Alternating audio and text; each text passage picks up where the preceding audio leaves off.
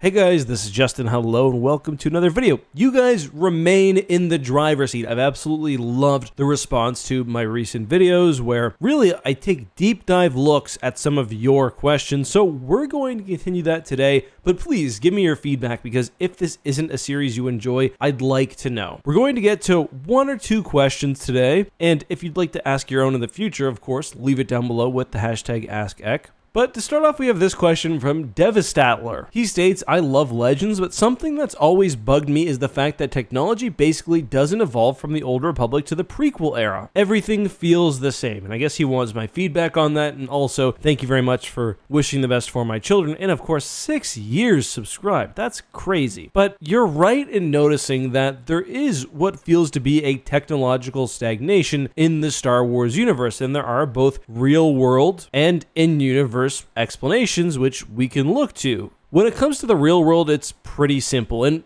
kind of interestingly, we saw this both with The Force Awakens and, for example, the Old Republic MMO. When someone is spending a lot of money on a Star Wars project, they want to make sure they're capturing the Star Wars fan base, and one way they do that is by matching the aesthetics of what they know fans enjoy. So in the Old Republic, for example, you have the Old Republic Trooper, which looks nearly identical to a clone. You have the Harrower, which has obvious similarities to an Imperial Star Destroyer, and both of those things, alongside far more from bounty hunters to battle droids, kind of fall along the lines we'd expect them to. And I kind of understand this to a degree. Like, clone armor looks cool in 18 BBY, why would it not look cool during the Old Republic era? But on the other hand, it is disappointing. If you look at the in-universe explanations, there's always something created after the fact. When it comes to the clone comparison I've been mentioning, the lore created afterwards in sources like the Essential Guide to Warfare is that Jango Fett based his armor designs off Mandalorian super commandos, which were sort of a common ancestor to both types of armor. So aspects like the T-shaped visor,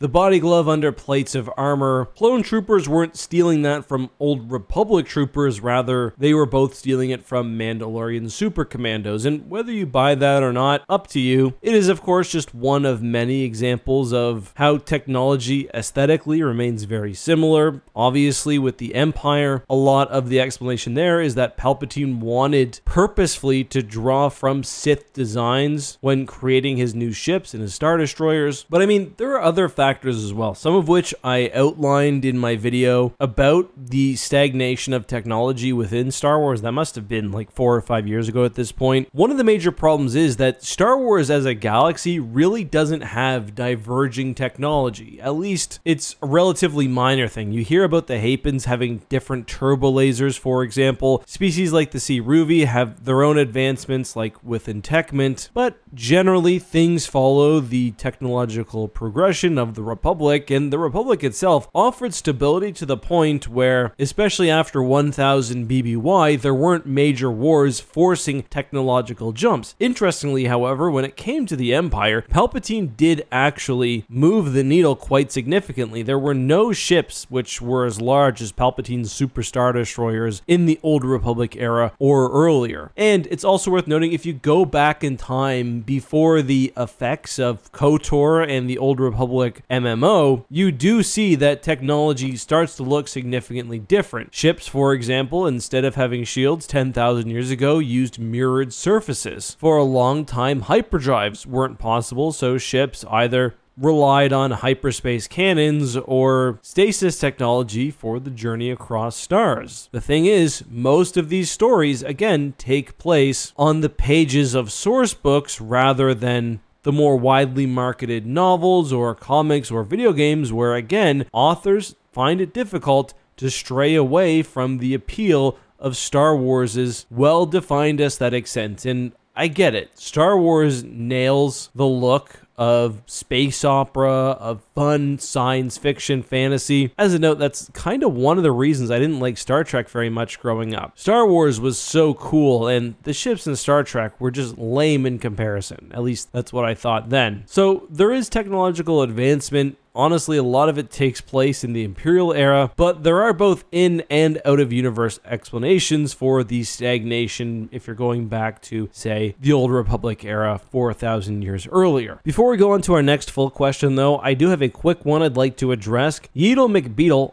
awesome name, asks, have you ever considered writing your own Star Wars story? What would your story prioritize? What events would you want to cover or create? And yes, there are really 3 stories in my mind I'd like to eventually get out. The first one is a father-son duo traveling to the heart of Coruscant or some other ecumenopolis on some mission which sees them dive deep into the Undercity. Kind of funny, my desire for this was born out of camping with my children, and especially my older son, and thinking about what if instead of being deep in some wilderness, I was in the long abandoned heart of a city. The second story I'd like to talk about is what if the outbound flight succeeded and Jorah Sabaoth came back to the galaxy with an army of dark Jedi. The third story, and the one I may be most serious about, is looking through the generations from the perspective of a Star Destroyer. So basically you'd have brief vignettes in time with the Star Destroyer initially rolling off the assembly lines in the late years of the Clone Wars, it'd be an Imperial Star Destroyer, then serving the Empire,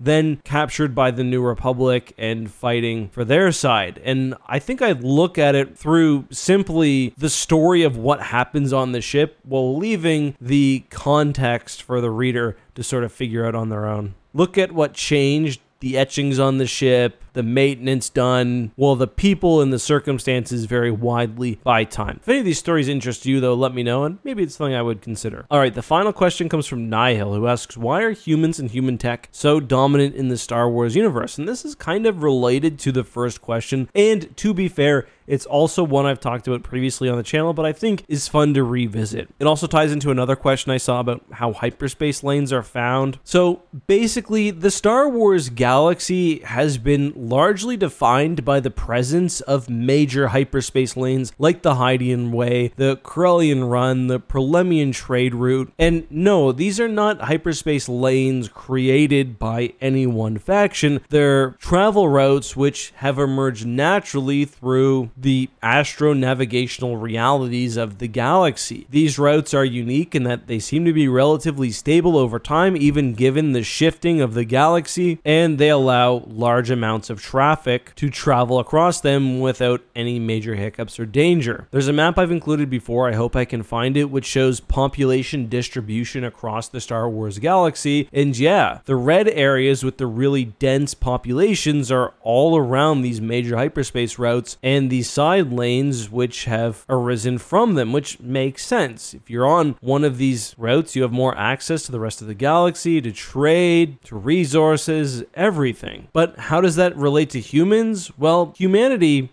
alongside other species like the Duros, came to prominence in the core and were a part of early exploration across the Star Wars galaxy. This is something Plagueis talks about, funny enough, in the novel Plagueis, shocker. Humanity seems to have an endless urge to spread across the stars, something he recognizes other species do not, and that combined with early discovery of the hyperdrive and the core being the terminus point for many of the major hyperspace lanes allowed humanity to quickly spread across the galaxy and establish colonies which would grow to great prominence. All these, largely human worlds are related and share common ancestry, even though there's no human empire or anything like that. But that's certainly just my take on the situation. Again, I've done longer videos on both of these main topics. Let me know what you'd like to see covered next. Hopefully you find these videos interesting because I tend to update them with new information I've discovered